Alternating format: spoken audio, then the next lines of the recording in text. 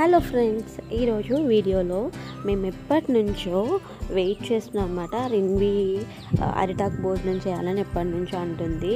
So మేము ఒక 3 Sundays try చేసాం, మాకు అరిటాకులు అయితే దొరకలేదు. ఇంకా ఫైనల్గా నిన్న అయితే దొరికాయన్నమాట. సో ఇంకా అరిటాకులో మా తమ్ముడు వచ్చేసి బిర్యానీ చేశాడనమాట. ఇది తాలింపు రైస్ అంటాం కదా, అట్లాగా చేశాడు బాస్మతి రైస్తో. And chicken curry chicken curry మంచిగా గ్రేవీ చేసుకున్నాము. చాలా ఎగ్జైట్ అవుతుంది రిన్వి అయితే, చాలా చాలా ఇష్టం అనమాట. అక్కడ మేము అరిటాకులు తీసుకోగానే చాలా సంబరపడిపోయింది, చక్కగా నవ్వుకుంటూ. ఇక్కడ ఆనియన్స్, లెమన్, బిర్యానీ అంటే ఆనియన్స్ కంపల్సరీ ఉండాలి, నాకు లెమన్ అండ్ ఆనియన్స్ ఖచ్చితంగా ఉండాలి.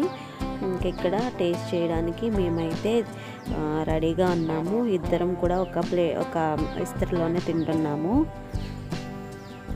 మీలో ఎంతమందికి ఇట్లాగా విస్తరాకు అంటే విస్తరాకు కాదు, అరిటాకులో భోజనం చేయటం అంటే ఇష్టమో నాకు కామెంట్ చేయండి. ఇక్కడ నుంచి కూడా నేను మ్యూజిక్ యాడ్ చేసేస్తాను మా వీడియోస్. ఫస్ట్ టైం ఎవరైనా చూసినట్లయితే ప్లీజ్ సబ్స్క్రైబ్ చేయడం మాత్రం మర్చిపోవద్దు.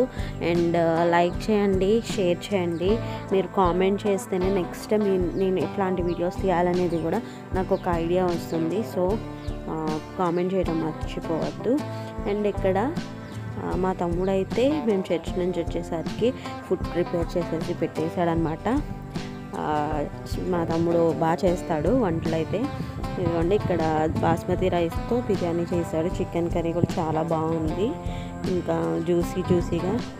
అండ్ కంపల్సరీ థమ్స్అప్ అయితే ఉండాలన్నమాట తినేటప్పుడు. కానీ అది ఒక బ్యాడ్ హ్యాబిట్ అని చెప్పాలి. కానీ ఏంటంటే ఇంకా అట్లా అలవాటు అయిపోయింది, నిదానంగా అలవాటుని మార్చుకోవాలి. ఇక్కడ నుంచి మ్యూజిక్ యాడ్ చేసేస్తాను. Bye bye.